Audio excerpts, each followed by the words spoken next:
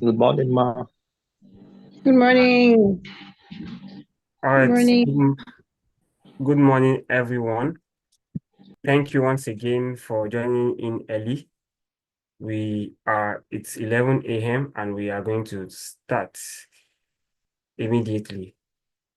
I must appreciate everyone who has taken out their time on this Saturday morning to join in for this training. This training has been created because we have always seen a gap in between mentors and mentees. Mentors and mentees are many times they do not know what they are supposed to do in that relationship. So because of that, we lost the goal of that relationship. I would have been going on and on, but I am sure everyone here are not here to listen to me. But because of that, I'm just going to move on. I am only a moderator for this training and not the facilitator. Relationship. I've been going on. Oh, sorry about that. Okay.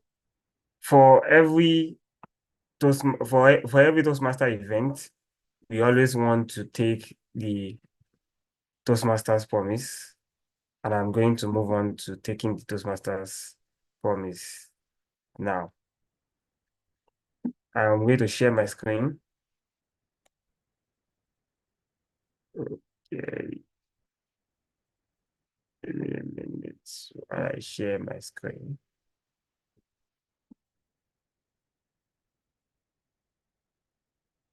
Okay, let's go on to take the Toastmasters promise. You can stay muted while I read it out. As a member of Toastmasters International and my club, I promise to attend club meetings regularly, to prepare all of my projects to the best of my ability when basing them on the Toastmasters education programs, to prepare for and fulfill meeting assignments, to provide fellow members with helpful, constructive evaluations, to help the club maintain the positive, friendly environment necessary for all members to learn and grow, to serve my club as an officer when called upon to do so, to treat my fellow club members and our guests with respect and courtesy, to bring guests to club meetings so they can see the benefit Toastmasters membership offers, to adhere to the guidelines and rules for all Toastmasters educational and recognition programs, to act within Toastmasters core values of integrity, respect, service, and excellence during the conduct of all Toastmasters activities. Although Toastmasters didn't give us anything to end this, but I would say now I have promised. Thank you very much, everyone. Thank you very much for those that have joined. I can see Dr. Raf already. I can see Toastmaster Luabumi, Toastmaster Lekombelu, Toastmaster Abibat, and we have, damn, we are lucky. We have two presidents in this meeting. Toastmaster Abibat, can you see that? We have two presidents. Thank you very much, everyone, for joining. We are going to have two training. The first one will be mentoring dynamics.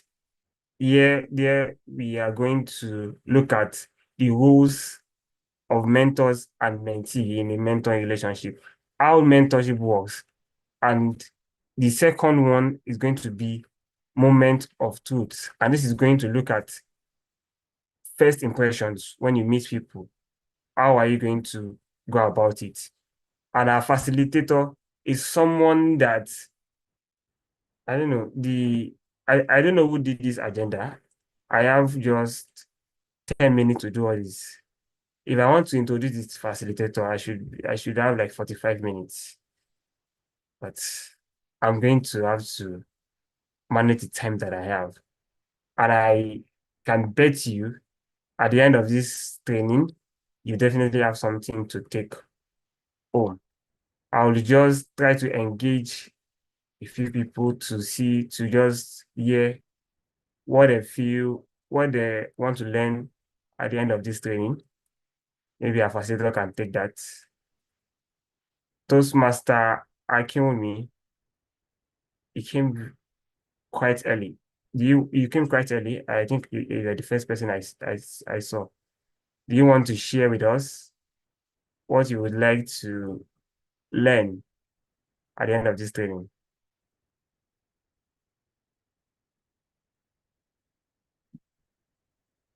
Toastmaster Akinwumi, can you hear me? No? Okay. Toastmaster Abibat, you want to go?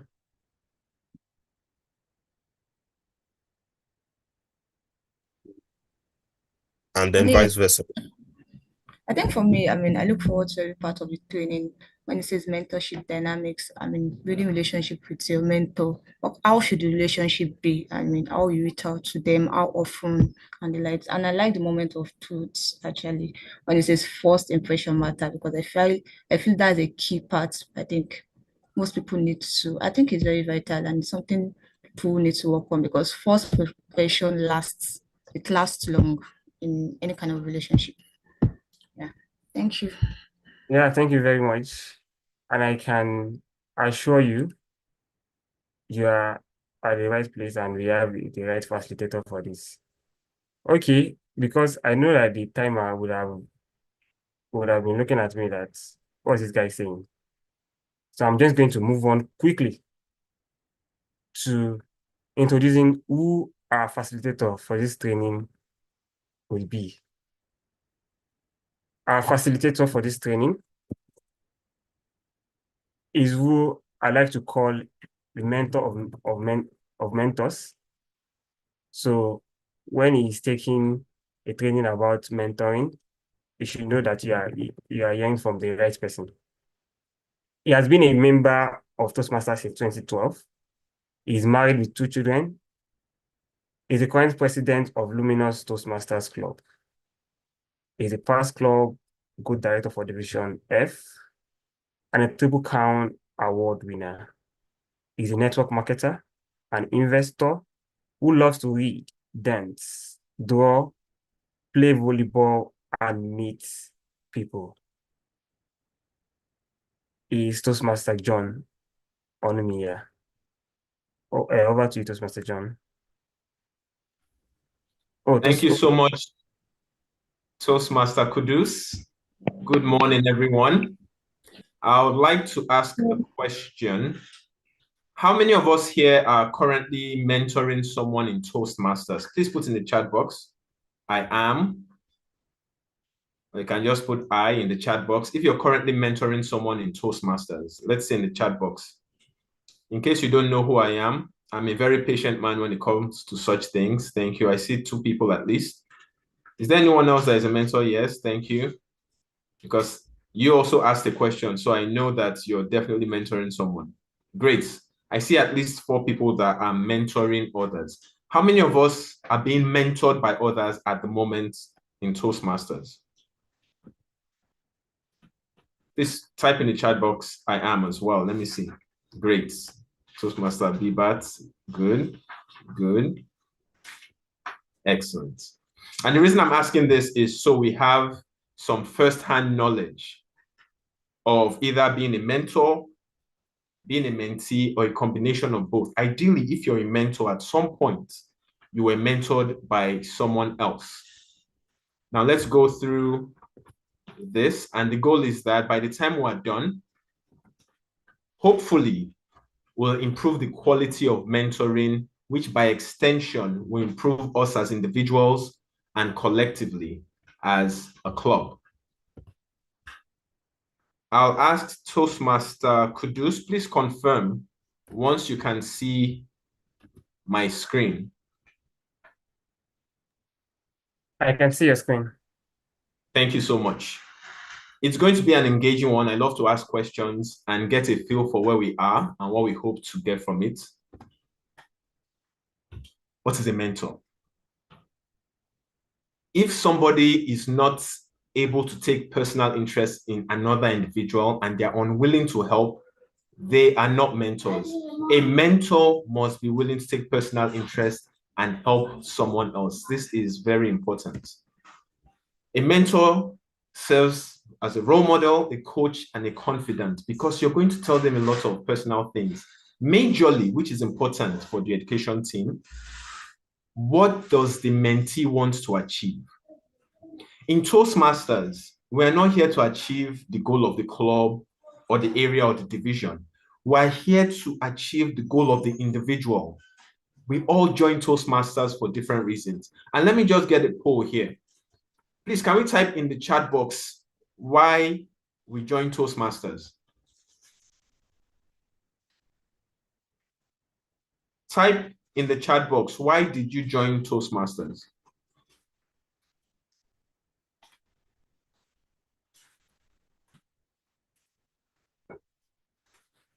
I'm a patient man. Is it my network? I'm not seeing anything. Why did we join Toastmasters?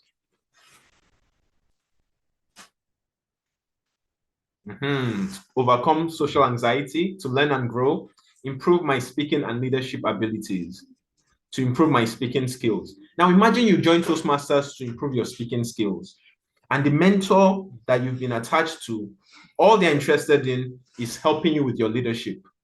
Do you think you'll be happy with that, or you'll be sad with that? In the chat box, please.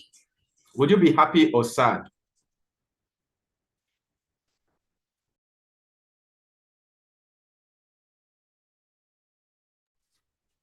Sad. There's no reason for you to be happy. They need to know why exactly you joined. Thank you. To improve speaking skills. Okay. A mentor is also someone that has knowledge. You cannot mentor someone else unless you already have the knowledge. In Toastmasters, you should do, and whatever it is you do and you've improved upon, maybe mastered, you can now pass it on through mentoring.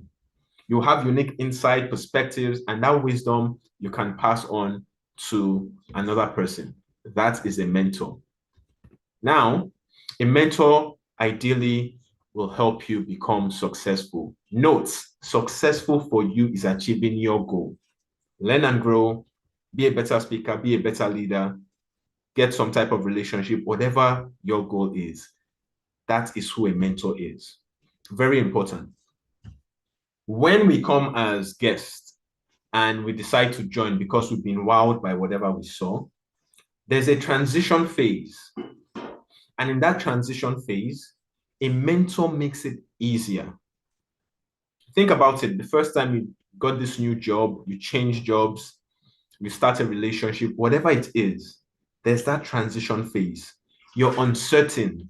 Your legs are unsteady. You don't know what to do. At that point, you need to know what to do. And in Toastmasters, a mentor makes it so much easier to transition from not being a member to becoming a member. Every club has a different culture, a different custom. I tell people, please visit as many clubs as possible. Now, for most of us here, I think we're already members. I don't think we have anyone that is a guest. If you are a guest, you can type in the chat box. I think we're already members. But before we become members, I tell people, visit as many clubs as possible. Why do I recommend that? Clubs are made up of people. Different groups of people create different cultures and have different customs. Not that they're bad by any means, but the culture is different and you will feel closer connected to a culture than another one. And in that case, it is better to go to the one you're drawn to, not the one that pushes you away. A mentor will help you learn those standards and customs. Hopefully, from the outside, you were already drawn to it, but a mentor will help you be more connected with the culture and standards that you have. A mentor will help you with your confidence. Many of us here, we said we want to improve our speaking skills. Oh, Tunji, you're a guest. Welcome. Fantastic. So Tunji, I highly recommend visiting as many clubs as possible so you get an idea of the culture and you join a club that you want to be a part of. I always love attending my club meetings because I like the culture. That's my recommendation to you, Tunji. Many of us want to be better speakers, and a lot of times we think, I need the skill set. It's not always true. Sometimes you just need the mindset. You need that confidence. Because we speak on a daily basis. Some of us are considered very funny by friends. But when you step in front of an audience, all of a sudden your legs are shaking. The words that you wanted to say, they don't come out. Your brain goes blank. Why? Lack of confidence. Maybe you're reflecting on some past trauma, and that's what you put before you. Every time you go to speak, you imagine you're the same person and you will make the same mistake. A mentor can step in and fill that gap and infuse the confidence into you because they've seen or experienced what you're experiencing now. And sometimes that's all you need. You just need that person to boost your confidence enough to let you see yourself the way you are, and you can step up there and dazzle them because you're already an exceptional speaker. You have a good mentor, they can help you do that. What else can we do in terms of easing the transition? In Toastmasters, especially for Tunji, in Toastmasters, we develop at our own pace. It's a self-paced program. But here's the thing. If you're going to master any skill in the world, you need to do that thing. You want to be a better speaker, you need to speak. Even though Toastmasters program is self-paced, you're going to be wasting time not taking action. And this is important to note because many of us will come here and for years, we don't grow. Why don't we grow? Because we are not taking action. A mentor should step in there and explain to you, you are going to grow by doing. Personally, when I joined Toastmasters in 2012, because I saw all these speakers that were so amazing, and by comparison, at least in my mind, I felt I was so bad, I didn't speak for the longest time. Do you know what was happening? I stayed the same. No, I did not stay the same. Some of you may think I stayed the same. Either you're getting better or you're getting worse. I didn't stay the same. I was getting worse. I had paid. I was there. But because I was scared, I was not taking action. Thank you, Toastmaster Kudus. I was getting worse.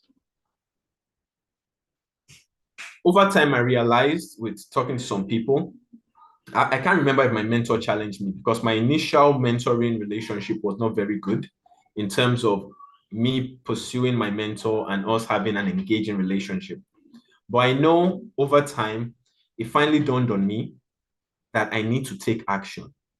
And from that point, I started speaking consistently. I set myself a target for speaking at every single meeting, and I grew fast. You don't have to be like me. A mentor should challenge you to participate sooner rather than later. And when you do that, you begin to enjoy the fruits of what you've paid for here in Toastmasters. You now realize that, wow, this is so much better than what I anticipated.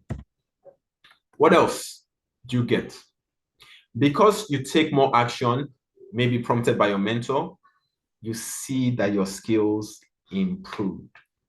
They begin to improve, not slowly, but fast. If you take a lot of action back to back, evaluate, take action, and you progress. It makes it so much easier to transition from not being a member to being a member. There are a number of us that have been here for some years. Not everyone might be here as long as I have been, some longer. But what happens over time is that because you've been here for a while, you have that tendency to stagnate. You just pay, not do much. There are other people doing things. As more experienced members, we need mentors as well.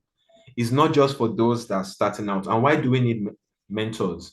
There may be certain skills we want to improve upon. One very important speaking skill, for instance, is using humor. A number of us believe we don't know how to use humor. Guess what? There are people here that know how to use humor when they speak. Get them to mentor you in that specific area. Maybe it's in skill of structuring your speech for specific purposes.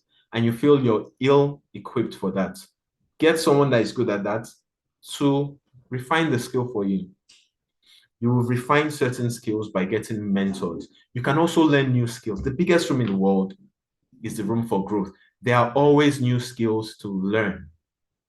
Get mentors to help you as well. Don't say, I've been here for 5 years, 10 years. What do I have to learn? There is always something to learn for experienced members.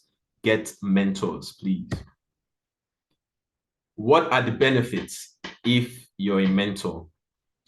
Mentoring requires a lot. And one of the things we think of, because we tend to think of ourselves, is what is in it for me? There's quite a bit in it for you. First off, you get to learn a lot from your mentees. I have 2 wonderful children, and I don't know if you've been hearing their voice. They've been making some noise in the background. I learn a lot from them. They are 5 and 8. Imagine someone that you're mentoring, different experiences in business, at work, in life, and they bring that experience to bear. And you have the privilege of mentoring them. Of course, you will learn a lot from them. In fact, there are some people that you get to mentor that if you wanted to see them outside Toastmasters, it may take you months, maybe years to see them. But here, in that mentor-mentee relationship, you get the privilege to see them virtually every week. Come on. There's so much to learn from your mentees. As I mentioned earlier, time can make us lull, stagnate.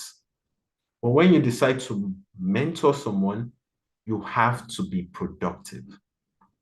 The best form of learning is trying to teach someone else. To teach, you need to go back and learn properly, understand, and pass on that knowledge.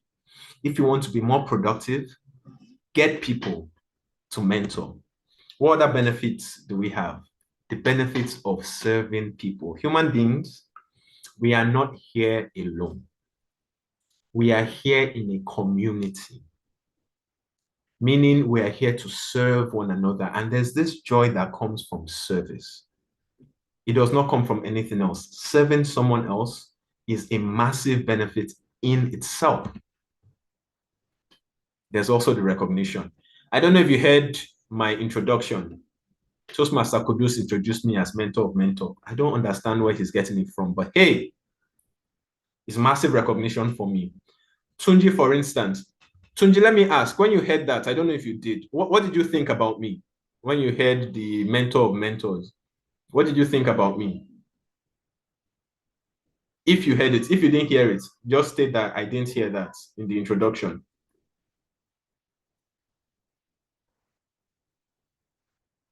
He didn't hear it. Toastmaster Kudu said, I'm mentor of mentors. If you're introduced a certain way, this is my mentor. I know 2 of the mentees I'm currently working with. They delivered speeches in our last meeting, and in the chat box, they were saying, my mentor, as I was giving feedback, my mentor. Many people will see that, and there's this sense of, wow, I'm doing a lot, which honestly I wasn't. It's the work they are putting in. But there's this, Dr. Raf is saying, guru in mentoring. There's this joy that comes from being recognized. No matter who you are, there's recognition that spurs you on to want to do more. In mentoring others, there is an accolade that is attributed to you, and it is well-deserved, by the way. What other benefits do we have? There are benefits to the club. If you mentor individuals that join, or maybe even older members, they feel very satisfied. You're achieving the goals they want to achieve. You know what that does? We get more members. Why? Because if I'm satisfied with what I'm getting, I am able to share that information with other people, and we should do that. In that case, our club keeps growing because we have more satisfied members, which is the next point. They are the ones that now spread the news of Toastmasters to others. Depending on the club you're in, we have different members from different clubs. The retention varies. Some clubs are better at retaining members than others. Some, it's really, really bad. One of the reasons is that they don't really have a good mentoring program. And why do I say this? A good mentoring program checks the needs of the mentees, works to fulfill the needs of the mentees. They are satisfied. You show them other goals that can achieve. Needs are being met, they're satisfied, and they're being pushed to grow. People want to stay. It's very beneficial for your club. Rather than having people come and go, it does not bode well for your club by any means. What qualities should mentor have? If a mentor is not available, please, whoever is in charge of assigning mentors, do not assign them as a mentor. I know I had a discussion with our Vice President of Education, and he was talking about mentoring, if he should assign me a new mentee. And I said, for certain people, they are not really available, which means we're not really working together. You cannot say you're mentoring someone if you are not available. A mentor has to, at the very least, be available. A mentor has to be patient. I think the greatest gifts ever given to this world is human beings. I also think one of the most frustrating things ever given to this world is human beings. I used to think I was patient until I started engaging with people. If you're going to mentor people, please be patient. Different backgrounds, different experiences, you need that patience to draw out the best from them. And remember, it's a self-paced program. You have to be patient and work with their pace, even though you're encouraging them to come out of their self and do more than they can do to achieve their potential. Be patient. You have to be very sensitive. I am a man that has to work on my sensitivity. Oh my goodness. Spend time getting to know your mentees and know the touchy subjects. We always have to approach people with sensitivity and respect. Everyone is important. We don't care about your age or experience. As a mentor is a privilege. Please approach your mentee accordingly. We need to be flexible. I've spent hours with people working on speeches, and sometimes after your session, you give them something to improve upon. They go and work on it, and they come back and they don't make the changes. As a mentor, your mentee is not forced to do what you advise them to do. It's an advice, not a command. You have to be patient, sensitive, respectful, flexible enough to let them decide what they want to change. It's very important if you're going to be a mentor. Of course, as a mentor, you have to be very, very supportive. That is why you're here. You need to give them the confidence. You need to ease them into the club, support them to grow and achieve their goals, not yours, please. Knowledgeable. Can you have a mentor who is not knowledgeable? Absolutely not. And this is part of the benefits of being a mentor. If you are assigned a mentee, part of the challenge is you need to grow in your knowledge. If you were stagnated before, now you need to grow because there's someone else that is looking up to you to know what they're trying to get from you. You have to be knowledgeable to be a mentor, and you need to grow in your confidence. Confidence improves as you do more, as you master skills, which means mentor, keep growing in your knowledge, keep growing in your expertise in mastering those skills, and it will build your confidence, which you can translate to your mentee as well. You have to be a good listener. Please don't go into sessions just preparing yourself to respond to the mentee or just waiting for them to say what you want them to say. Go to listen to their needs, what they are saying and what they are not saying. It takes a lot to be a good listener. And not everyone, especially at the beginning, will be open enough to want to share the truth of why they are there or what they are going through. But if you're respectful, sensitive, supportive, flexible enough, over time, you begin to hear what they're actually saying, even if they're not saying it with their words. And hopefully, they begin to say it with their words. Those are some qualities of a mentor. And finally, you cannot be a mentor without having concern for your mentee. It's pivotal to have that. What should you do? For those in charge of any mentoring programs in your club, this is very important. Please have timelines.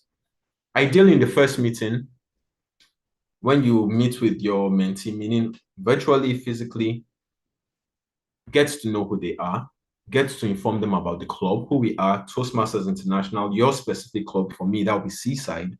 The customs, the procedures, whatever is unique to you that may be strange to them because they are coming from a different environment, inform them about this and explain how to sign up for anything really. Sign up for roles, sign up in terms of updating pathways, whatever information you can pass along to them, let them have this information. And finally, very important, kick off the process by helping them prepare for their icebreaker, the first speech you ever deliver at Toastmasters. After the first meeting, what do you do next? They need to be aware of resources. The main point of having a mentor is to set you up to be able to think and be independent. They need to start exposing you to resources you can go and find yourself and help you grow. Toastmasters International, any information in terms of resource that your own club has, expose them to those mentees early rather than later.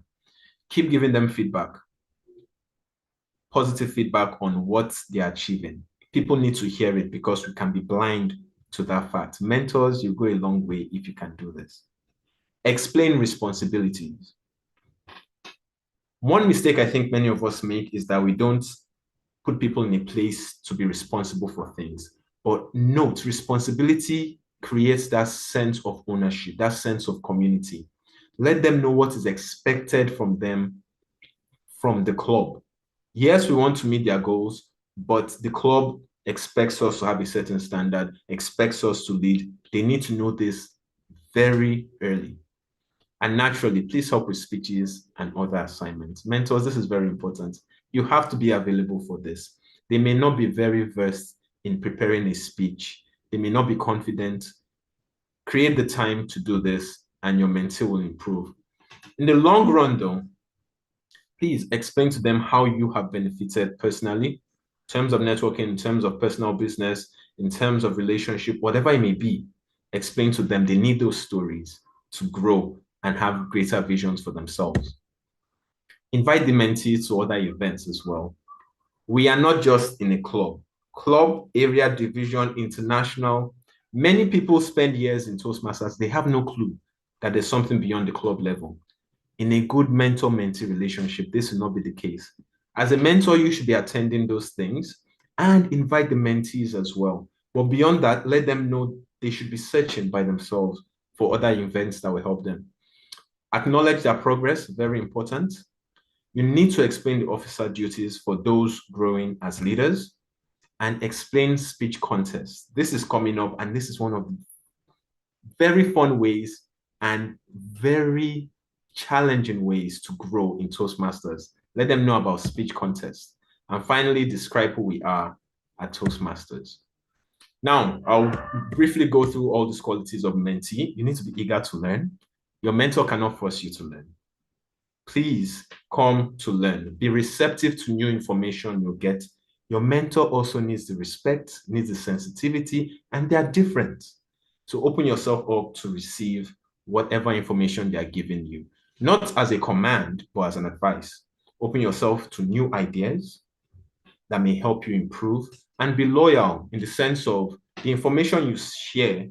There should be an element of trust where you don't go and start spreading it around because you can actually get in a very deep relationship and be grateful. This person is not being paid to mentor you. They are doing it out of their own free will. Please, this is important. Your mentoring relationship is not forever.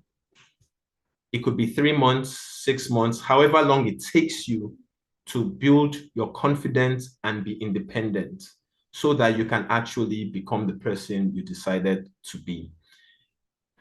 To conclude, we need to get the experience of what it is to properly mentor someone. We need to continue to learn and share the benefits with others through the mentor-mentee relationship. At this point, I'll put the floor open. Is there any question regarding mentoring? I know it was very fast. There's quite a bit in terms of mentoring. Do we have any questions where mentoring is concerned? Actually, I think I might start from the top. My president asked the question, love to learn how to manage a mentee that is always busy. This is a very good question. Now, you can't force someone to want to have mentoring. I experienced the same thing. You say, have you prepared your speech? When do you want to deliver it? But the person is so busy, they cannot reach out to you. Toastmasters is self-paced. Toastmasters, you don't have to go to your mentor. You're advised to. It's more beneficial. You grow faster. Just be there, support them, encourage them. If it happens too long, then maybe that relationship is not ideal. But if you're there being supportive and encouraging them, I think a number of people will actually learn to create the time. If they are willing to learn, you may need to show them how to plan themselves properly to ensure they have time to engage with you. So that's my recommendation. Please try it out. I don't know if that's going to work for you. Hopefully it does. I know a number of people do give the excuse of, I'm busy, I'm busy, I'm busy. It's self-paced. You can't force them. Is there any other question? You can type in the chat box, or you can raise your hand if you have any question.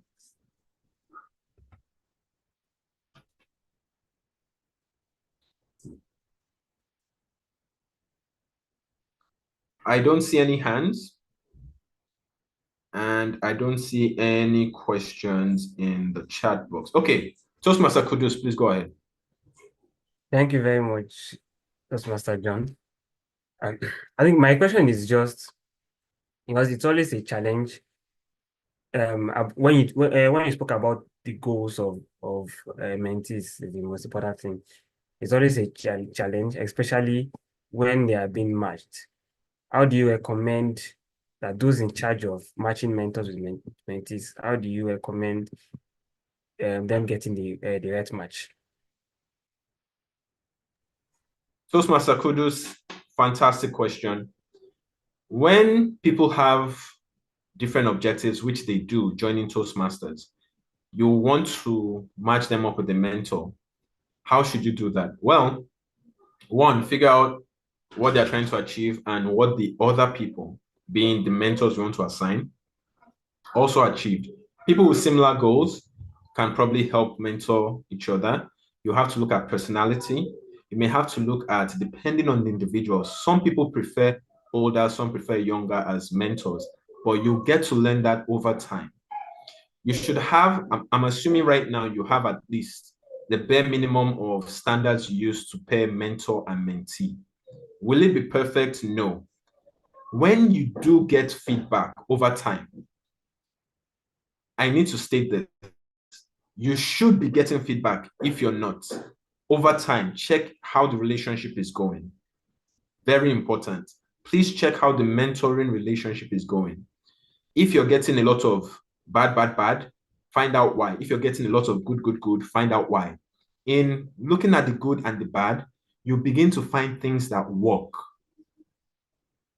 And as you discover what works, fine-tune the elements you're using to pair up mentor and mentee. In summary, you have a basis of what you start with, but over time, fine-tune it based on the experience you get. Does that help in any way, Toastmaster Kudus? Yes, it does. Thank you very much.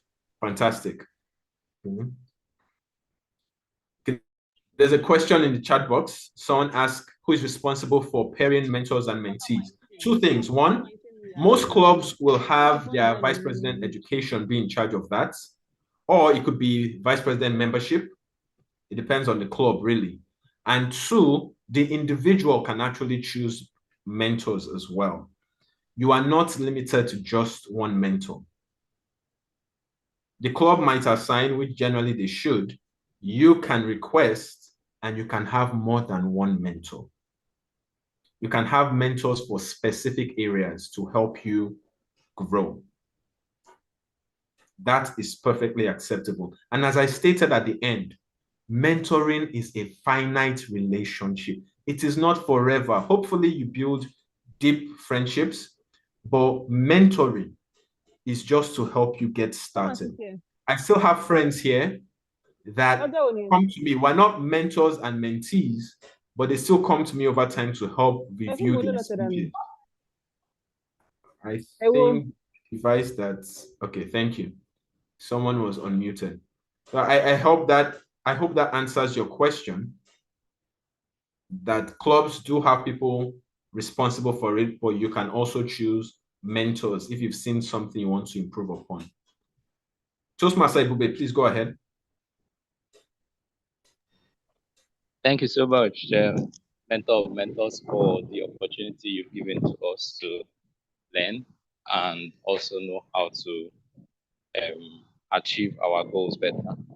So I have a question to build up on what Toastmaster Kudos had initially asked, and it's about my recent discussion with someone. So she wants to become a member of a Toastmasters club, and our first concern is the age bracket of people who are in the club. And then when we answered, she was like, "Oh, my age bracket is around 45.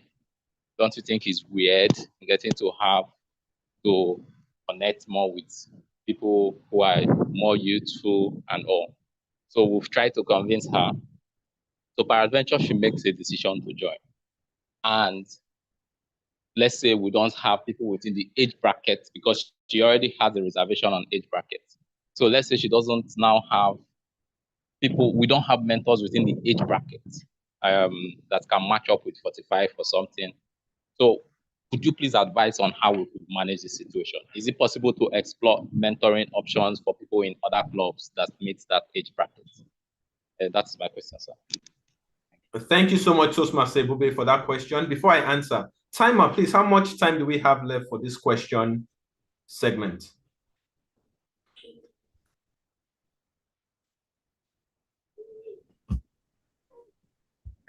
It's 3 more minutes.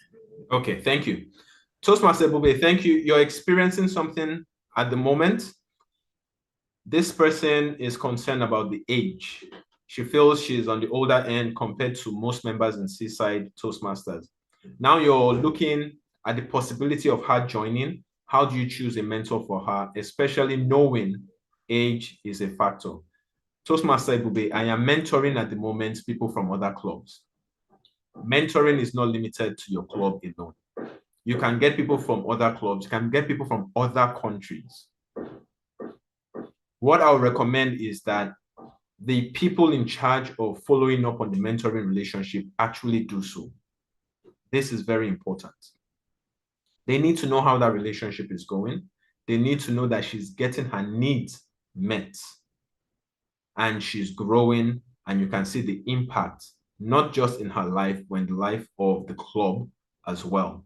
Do not limit your choice of mentors just to your club. That's a very small environment. Toastmasters were all over the world. Get mentors everywhere. Thank God for this virtual space. Our training now is in the virtual space. You can mentor someone that way as well. Do not be concerned. Tell her if she joins, she can get a mentor at her preferred age gap from anywhere in the world. But over time, hopefully she'll realize that it's not just about the age. People don't get better as they get older. People go in a certain direction. If they're growing, they're getting better. If they're not growing, they're getting worse. Sometimes that means the older person is probably the worst person you can get. It might be better to have someone younger, because this person, instead of growing over time, they kept getting worse. But you can't force her to change her mindset. She has to experience it. You have the whole world to choose mentors from. You are very much welcome. I think we have maybe a minute. I don't know if, okay, time up. Thank you so much. I hope that was helpful, everyone. Because it's a very short training, we can't dive in deep to too many things, but I do believe we've gotten some tips. Now we're going on to the other training, which is Moments of Truth. Is our guest still here? Tunji, yes. Was that helpful to you in any way as a guest?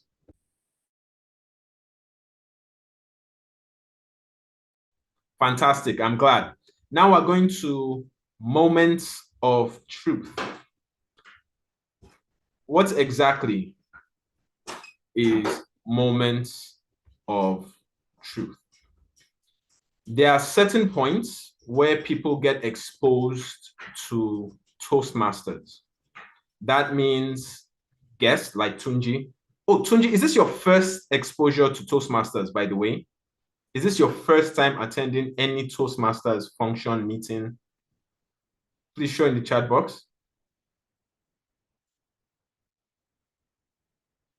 Third time, okay. There are certain moments guests like Tunji or new members are exposed to Toastmasters. Those moments are the moments of truth. And we need to learn how to ensure that they get the best from those moments. Now, for us, I think we have, if I'm not mistaken, at least for Seaside, we have a few new members. If you're not a member of Seaside and you're a new member, let's say within the last 3 months, please, can you type in the chat box, I'm a new member? If you've joined within the last 3 months. I know Tunji is a guest. I want to see if we have any new members. What about the last 6 months? If you've joined within the last 6 months, please type in the chat box. Oh, great. Toastmaster Hassan is a new member. Toastmaster Damilolo is a new member. Great. Because I might glean from your own experiences as well. The times where guests and new members get in touch with Toastmasters and form their impression are moments of truth. And we need to ensure that those moments are very high quality moments. What exactly are those?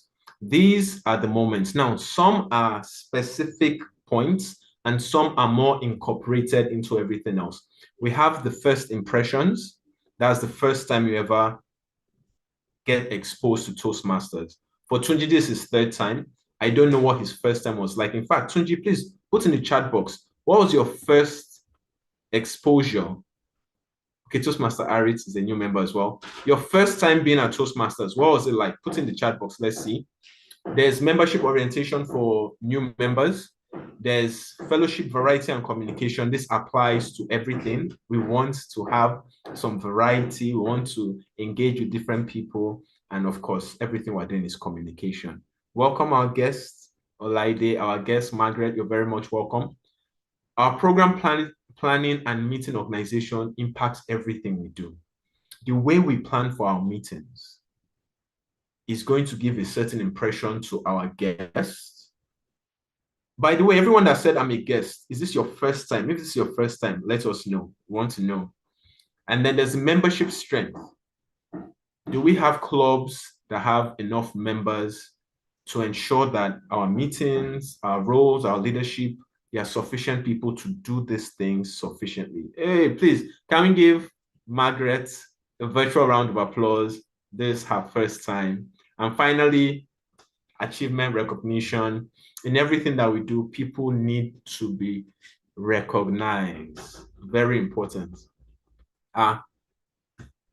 Toastmaster, like, why do you say I'm a guest? Why do you say I'm a guest? If you're a Toastmaster, don't deceive us. You're part of the family. Let's move on. But give Margaret a virtual round of applause. This is her first time. First impressions. This is the first time a guest gets exposed to Toastmasters. For us, generally, that's at a meeting, not necessarily a training or a hangout, although those are possible. But let's assume it's a meeting. What are some things that will make that member feel like, wow, this is amazing. I love what I'm experiencing.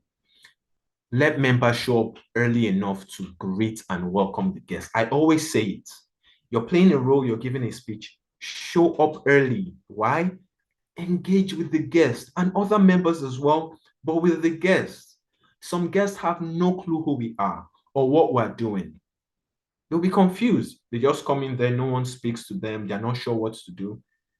Greet them warmly, introduce them to someone.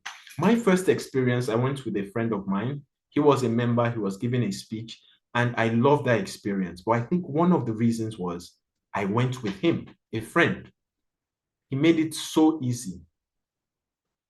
Our guests don't have to come with someone they know. As long as they are within our meeting, they've come to our club meeting, they should all feel like, wow, this is amazing. I feel so welcome here. Let people write their names in the guest book because you want to follow up. We don't generally do tags, at least not here in Nigeria in most clubs, but if that's what your club does, great. So you can address them by name. Fantastic. The meeting room should be well arranged. It should be conducive. If it's virtual, that's different. But if it's physical or hybrid, you want that professionalism when the guests step in and they're looking and they're awed. It doesn't have to be expensive, but it needs to be well prepared. Is the location in a place that's convenient, or the roads leading up to it, are they so bad that the guests, as they were halfway to the meeting, they said, I am never coming back again? Please, Toastmasters, if you can set your meeting in a location that is convenient, by all means, go for that. Our guests should be invited to address the club. Now, this is important. Find out if it's okay with the guests. Not all guests, are in a position where they feel they can speak in front of an audience. If a guest is adamant that I cannot do this, please don't force them. Otherwise, let them speak up, tell us who they are, and you welcome them warmly. Finally, invite the guests to join. Don't let them leave without a charge. If they enjoyed what they've seen, then extend that benefit to them as well, because most people came knowing that we help people improve public speaking and leadership. And that means if that's what they came for, extend it. Okay. Toastmaster Olaide, you are welcome. First time in Seaside. We appreciate it. Membership orientation. If there are vice president memberships here, please take notes. When people become members of Toastmasters, what happens those first few weeks? Very important, because they are still creating their first impression. They were wowed when they attended the meeting as a guest. And maybe they were wowed every single time they attended. Now they are members. What next? Please ensure there's a formal induction. I can't remember the last time I actually presented people with pins, but if your club orders pins, that would be great. People love to have something that shows I'm a member of Toastmaster. They feel that prestige. If your club does that, please do that. Assign mentors.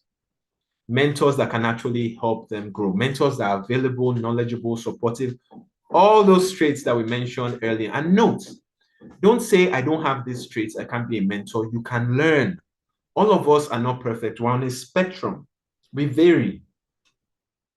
We're stronger in some elements than others, but we can all grow. Let the new members be fully aware of the education programs and how we're recognized. Let them know about pathways. Let them know that once they conclude, it needs to be uploaded on Toastmasters International. Very important. Know the needs of the members. Membership orientation is not complete if you don't know why they are there. Vice President membership, Vice President education, if you're in this room, or President, know why your new members are joining. If nothing else, please take this away. Know why they're joining and do all you can to help them achieve their goals. Please, you need to know if there's any disability and what you can do to actually meet that. One thing that I don't think is talked about often, a number of people are colorblind. What that means is they cannot see the colors of our timing cards, green, yellow, red. Can you imagine having members that are colorblind and cannot see the colors of the timing cards? But we do not acknowledge that fact. And they just see random cards, no color on it, and we're wondering why they don't keep to time. We need to know if there's any disability and do all we can to meet those disabilities. It shows that we actually care about them. Sooner rather than later, please assign a speaking slot for these new members. Engage them as soon as possible. Let them begin to master qualities that will help them meet their needs. Finally, get them involved in the club. Let them be responsible for something, play roles, maybe be on some leadership team, be on a committee. Very important. But assess their skill sets and know the appropriate place to put them. This is critical. Fellowship, variety, and communication. As I said, from the very start, the very first experience, just as our guest, Margaret, is here now, are we warmly welcoming her? That's the fellowship we're talking about. People need to be welcome, feel like, these people care about me. I feel great to be here. Variety is the spice of life, as some people like to say. Is every meeting the same, or is there some change to it that makes it unique, that makes you enjoy it? Let people bring their own flair to the meetings, and you'll be amazed how much fun people have. I especially like table topics. Oh, I tell people this is the best session. Table topics for me, because of the variety, the humor, the fun that can easily be embedded in table topics. This is something I know we need to work on, at least for my club. Regular social events. Please, when do people really show their true colors? Put in the chat box. At structured meetings or social events? Let me see in the chat box. When do people show themselves, when they come out of their shells? At structured meetings or social events? Let me see your answers. Thank you. At social events. At social events. I know when we had the award ceremony, and there are different friends I had here, even myself, they say, I didn't know you could dance. I didn't know you're like this. Yes, you will not know. At a structured meeting, we don't have ample opportunity to actually show who we are. We are there for specific reasons. But a social event, especially one that is well planned, people can just relax and let you know who they are. And what does it do? It bonds you. When you have fun together, you get close to one another.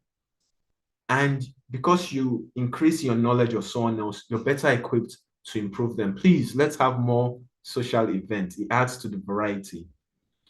Encourage new members to engage in area, division, district, international level events and inter-club events. Why? It's a lot more fun. It is different. You get to meet new people, experience different things. You get to be challenged by the quality of speakers and leaders you see that you may not get at your club alone. And finally, update if you're doing newsletter, website, or social media. This is for the PR. I don't know if we have any vice president PR here, but presidents, take note if they're not here. We have the privilege of social media. Update it. When we're updating regularly, people are finding out about us on social media. In fact, for some of us, when you see one of your club meetings, it reminds you of what you experienced. Or maybe you see your face on the picture, you feel like you're part of it. It adds to that fellowship, that variety, and it's great communication for people that do not know who we are. Please let us step up our PR. Program planning is something that is extremely dear to my heart. A meeting's quality starts from how the program is planned. It should be planned well and publicized in advance so people know what to expect. And beyond that, because it's planned and publicized, you need to ensure you keep to the structure of that program where feasible. Within the timeline, stick to it. If it's planned properly, most likely that won't be an issue. And if for whatever reason people cannot make it and play their roles, then they just notify you in advance. At Toastmasters, we get the privilege of playing different roles, some impromptu, but it's part of the planning and the training because that's how life works. Things happen to different people in meetings, at work, and you have to take up the responsibility. If we have this environment that prepares us that way, when they happen out there, do you think you'll be scared or you'll be prepared? In the chat box, will you be scared or prepared? Let me see. If you've been training how to take up different roles impromptu at Toastmasters, if it happens in life, do you think you'll be scared or you'll feel more prepared? Let me see in the chat box, please. I'm a patient man. I'll wait for your responses. Yes, you feel more prepared. Your brain does what it's trained to do. You'll feel very prepared. Thank you. Table topics needs to be prepared and planned in such a manner that it's fun. As I said, for me, always the best part of every meeting. And the evaluations, without a doubt, evaluations are the heartbeat of our meetings. Not only is the person that plays a role or gives a speech being evaluated and learning from it, the entire audience gets the privilege of learning as well. Our programs should be rich. Now, membership strength. In Toastmasters, we need on average somewhere between around 20 members, not too, way more than that and not much less than that. And the reason for that is if there are too many people in Toastmasters in a club, we cannot all be effective, cannot all give speeches. It gets to a point where most people will just be redundant, and that's not good. When you reach a certain threshold, create a new club and let the club grow. But you do need around that number, so you have enough people to play leadership roles. You have enough people to come and play roles in the meeting, so it's fun, it's well done, and it's not a burden. One of the trends in certain clubs, many members, when they get to the point of president, unfortunately, they step away from leadership. In fact, they step away from attending meetings again because they burnt out. They didn't have enough people to play leadership roles, people that were available, willing, and actually utilize their skills to serve the club. And that is not good. You never want that. When you have enough people, because you have creative, vibrant meetings, you retain more members. The mentoring program is strong. The members meet their goals, they are satisfied, they stay there.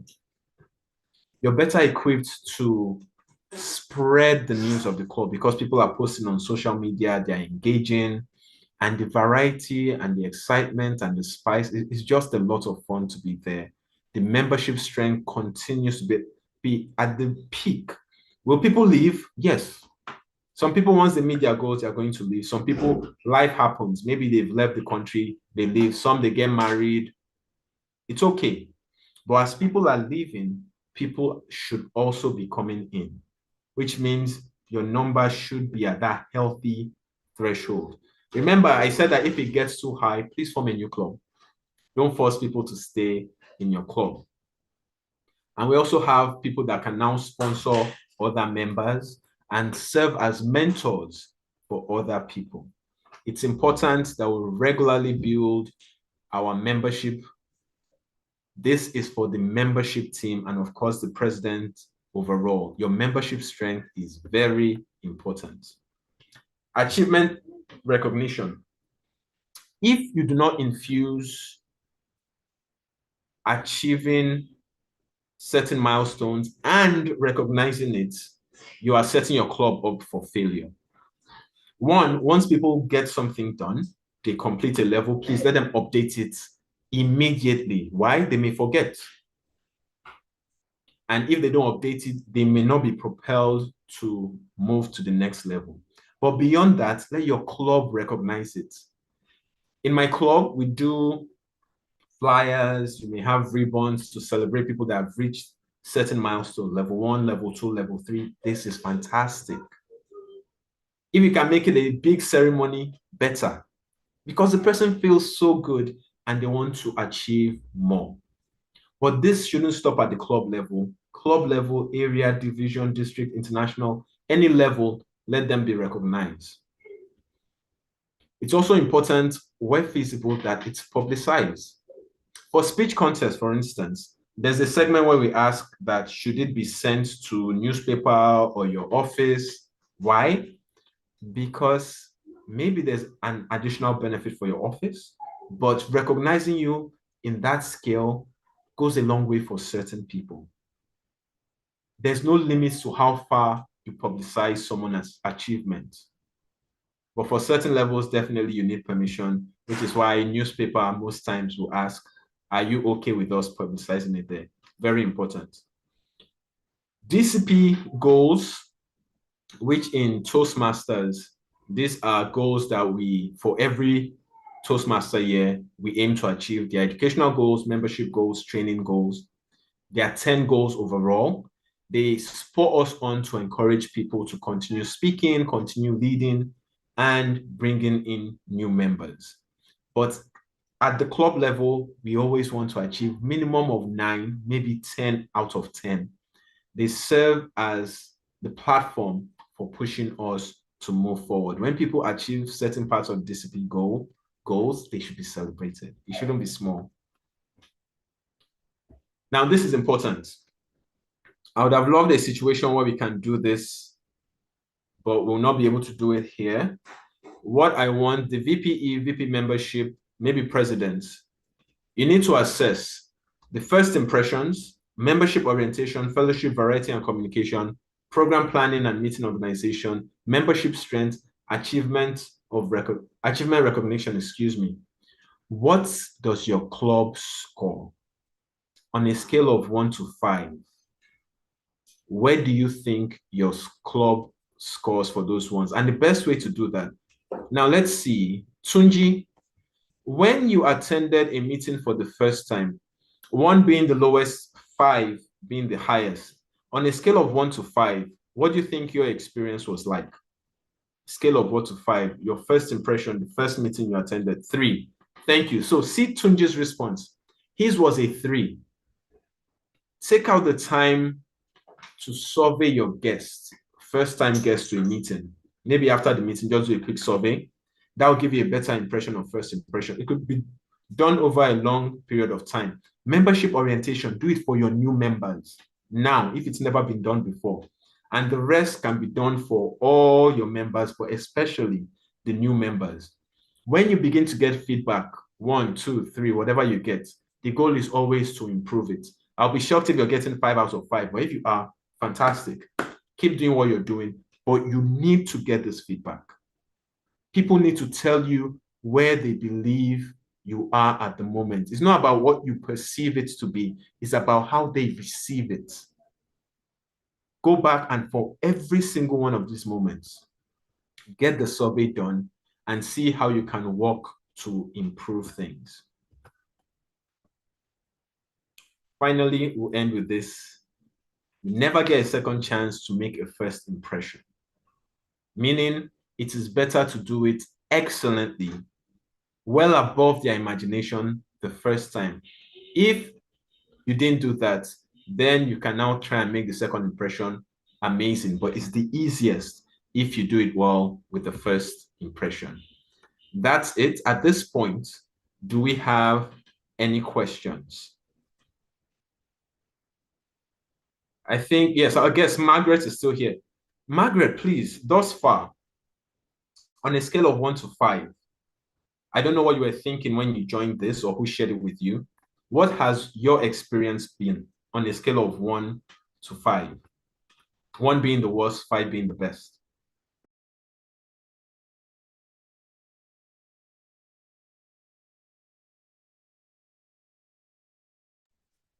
While we're waiting for Margaret to type, please, any questions? Show of hands, or you can type in the chat box.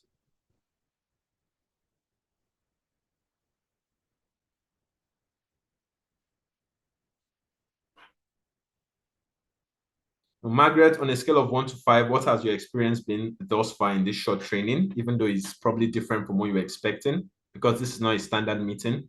And for those of us that said we're new members, what was your membership orientation like on a scale of 1 to 5, 1 being the worst, 5 being the best?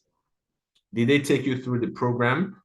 Did they help you prepare for your icebreaker? Were you assigned a mentor? For those that are new members, scale of 1 to 5, 1 being the worst, 5 being the best. Type in the chat box, what was your membership orientation like? Let's know.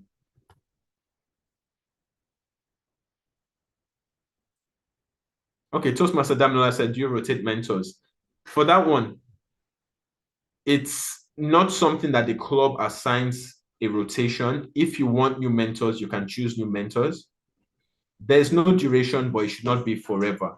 It's something short term, 3 months, 6 months, 1 year. Short term, just to get you on your feet, independent, confident, knowledgeable about what you're doing. I hope that helps. Toastmaster Damilola. I'm assuming this is Toastmaster Damilola. Toastmaster Kudus, please go ahead with your question. Thank you very much. I just wanted to ask because one challenge is when members speak, some of them don't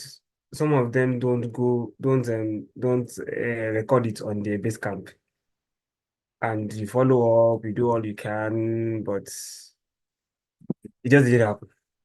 I don't know. What will you recommend in those kind of situations? Thank you for that, Toastmaster Kudus.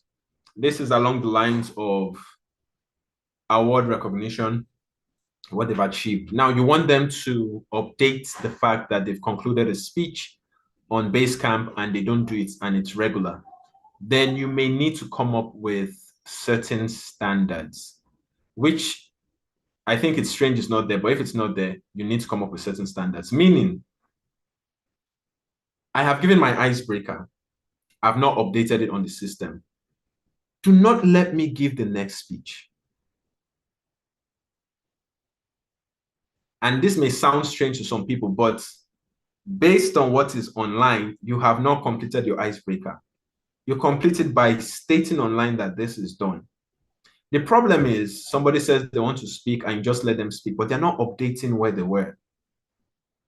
They need to go and put whatever speech they gave. And when they come to you, say, I can't actually sign you up until you're done with the previous speech. So, what do you mean until I'm done?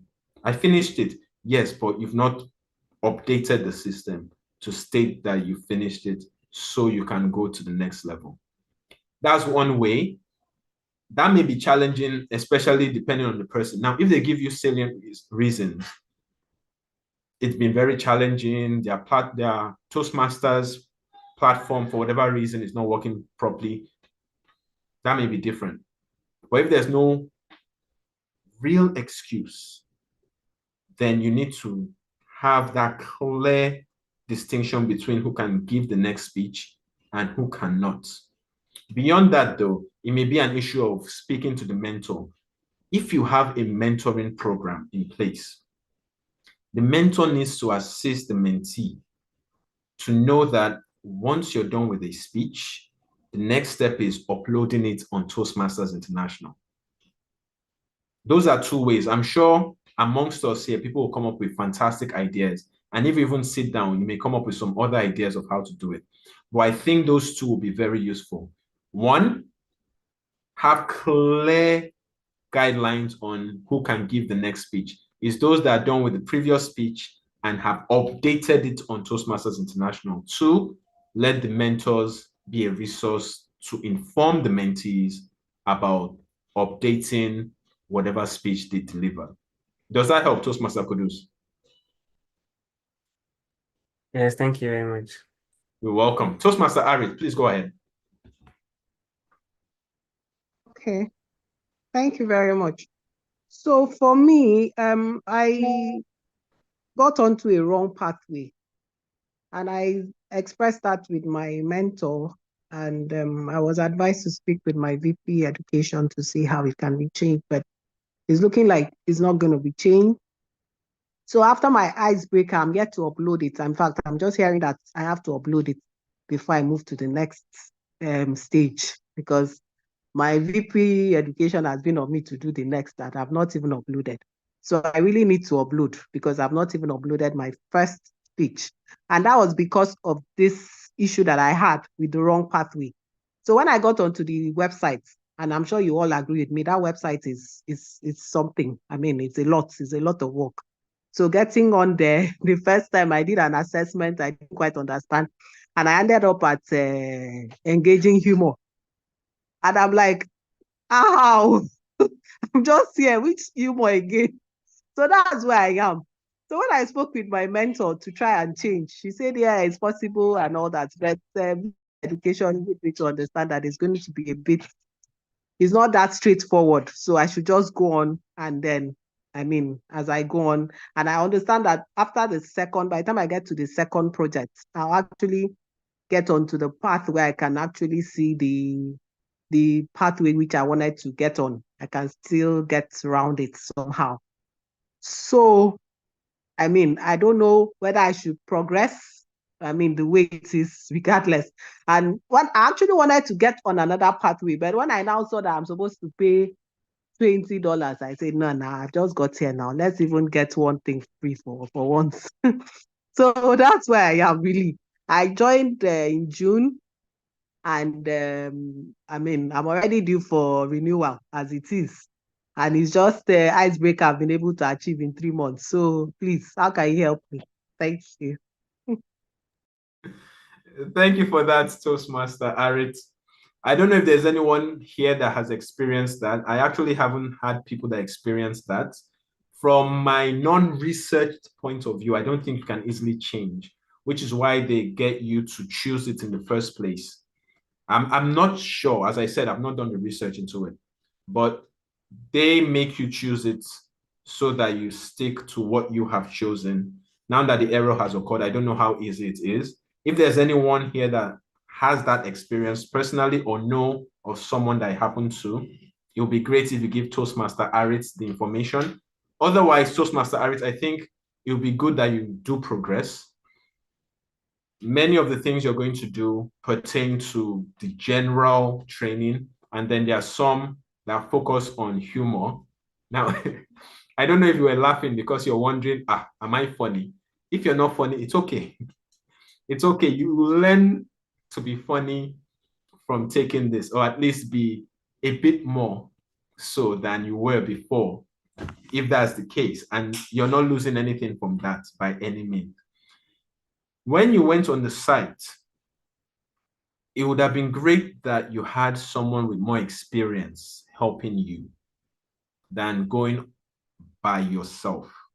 The first time, it's going to seem so overwhelming, as you noticed, which is part of why we do have this mentoring program. Ideally, your mentor or somebody should have maybe joined virtually and taking you through the process. Now we have DTM Stella's hand up. Maybe she can guide you regarding what you just stated. DTM Stella, please go ahead. Good afternoon, everyone. Good afternoon, our facilitator. I listened to TM Arit's comment and I laughed. I remember the first time I had to deal with, and that is use of humor, engaging humor, in the old path anyway, where we had to work with humor. I took it as one of the projects I had to do. I knew I wasn't funny, and I knew that I felt humor is not my forte. But then again, there are no accidents in life. If you are not a humorous person, perhaps it is time to dive in and learn some sort of humor. So much so that you may not come out as a jester or a funny person as we see it on the telly and all of that. But in your own witty way, you will find yourself using humor too, especially when you are facilitating, and you learn not to take yourself too seriously. You also learn to at least enjoy humor when you see it. So sometimes when we work with humor, we think that it's because we are to be humorous. It may not work like that. But there are no accidents in life. If I were, I would say challenge yourself and you will find out what is at the end of it by the time you finish. You will be a much better person for it, and you will understand how to use humor in your own way. Humor is not defined in any specific way. Yes, we have our comedians and all that, but that may not be your forte, and your humor will be different. Toastmaster John has a unique sense of humor, and different Toastmasters have their different unique humors. So find your own, and you'll be amazed at the end of the journey. So do not quit. Do not underrate yourself. There's something in there for you. Go for it and accomplish it. I wish you all the best. And if there are things, if you want assistance, you can have Toastmaster John as mentor. You can have some other people as mentor. And before you know it, you will find out that you will even be encouraging people to go into the humorous speaking. Thank you so much. Thank you, DTM Stella. I really appreciate it. Thank you so much, DTM Stella. Toastmaster Arit, you can see that she's very funny in saying that you should have Toastmaster John as mentor for humor. Nonetheless, I am sure that we're going to grow and keep getting better. Thank you all so much for being part of this training. As I said, it was very short. We could not deep dive into this, but it's been a privilege. Please take whatever you've learned, go and put it into practice, master it, become better, and let your club become better as well. Now, please let's welcome back our our moderator for this session in person of Toastmaster Kudus. Over to you, Toastmaster Kudus. Thank you very much, Toastmaster John, for that excellent facilitation. You know, most importantly, when Toastmaster Arit began a question, I thought to myself, it's either two things. It's either she's actually learning fast to engage you more, because I laughed throughout our question, or that is the right part for her. So Toastmaster Arit, please keep going. Thank you. All right, I am sure that you'll agree with me that this has been an hour that has been spent well. Toastmaster John started from talking about the benefits of mentoring, and he actually delved into saying that the most important concept is the mentee's objective. You must know, why did the mentee join Toastmasters, and he should have a mentor that will meet his goal and objective. He spoke about the qualities that mentees should have, that a mentor should have. They should be available, they should be patient, sensitive, respectful, flexible, supportive, knowledgeable, confident, a good listener, and they should also have concern for others. He actually spoke about how a mentor is always happy when he gets that accolade. Just in our last meeting, I think in two meetings ago, my mentee spoke, and everyone was saying, "Well done, well done." Then he typed, "Thank you very much," and most importantly, "Thank you to my mentor." And my head was like, "Oh my God." So thank you very much, Toastmaster John. Then we moved, and he also ended that a mentor relationship should be finite. And I didn't know that, but I actually thought about it. If we keep going on and on, it will get to a time when it's not like we are husband and wife. We'll get tired of ourselves and we're like, "Okay, mentor, what are you actually saying?" Please. Then we moved on to moments of truth. At the moment of truth, he told us that our meetings should have conducive environment so that we can guests and new members can feel welcomed. We should have formal induction for our new members. He said something, "Mr. President, please." Toastmaster John spoke about, he said he's going to get us pins for us to give new members. Please, Mr. President, you can speak to him after this training. And assignment of mentors, we should ensure that members are involved. And he also spoke extensively about achievement recognition. Thank you so much, Toastmaster John. Please, can we give a round of applause to Toastmaster John? Okay, sorry, to me. No, sorry, to Toastmaster John. It was the facilitator. The facilitator. Please, I want to see a virtual applause. Thank you so much. Okay, to end this, I will just quickly move on to inviting the president of Seaside Toastmasters Club to just close this training, and we can all move to our normal activities. Toastmaster Ebube. Thank you so much, our distinguished and always dependable moderator and Vice President Education.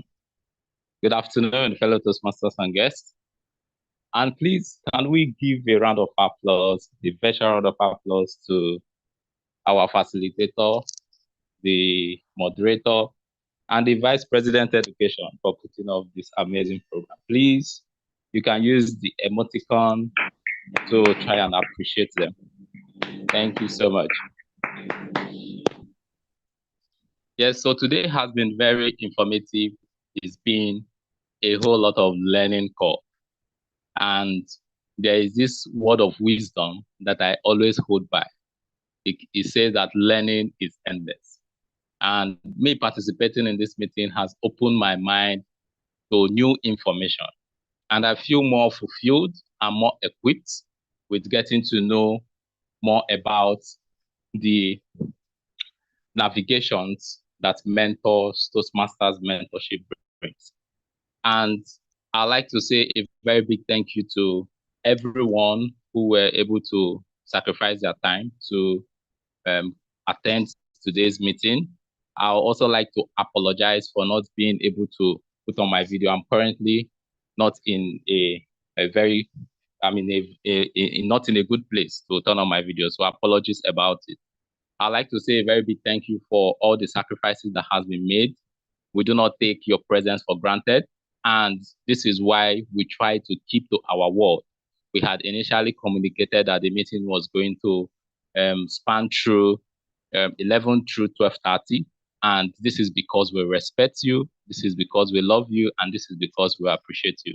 So a whole lot of information has been shared today. Please put them to work, and please don't hesitate to reach out to the facilitator.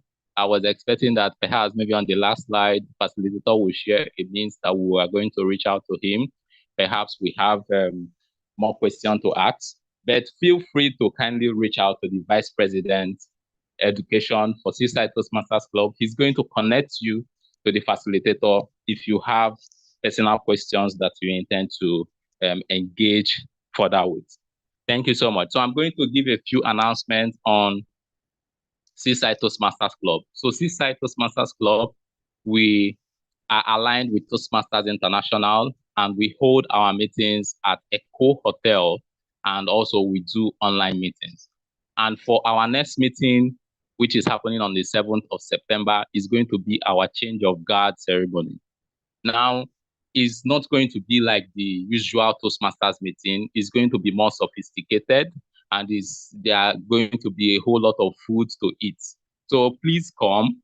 Yes, come because you want to become better public speaker and leader, but we also have refreshments that we have kept so that we can also entertain us even while we are going through the call of becoming better communicators and better leaders. And also on the 14th of September, we are also doing our speech contest, and it's something that I believe that you would like to experience. A whole lot of Seasiders are ready to go to the stage to test their skills on how well they have improved. We also like you to please come support us and please come cheer us. And there are a whole lot of activities that we have lined up, and we would like that you kindly connect with us on social media, our Instagram page, Seaside_Toastmasters. Yes, we post a lot of information, and we would like you to join us, connect with us, and you would be abreast with more updated information about the meeting schedules and the activities that we have. Also, we have this kind of programs lined up, right? This is a mentoring program which we have. The Vice President Education has been able to cover everything that has to do with mentorship and also the moment of truth.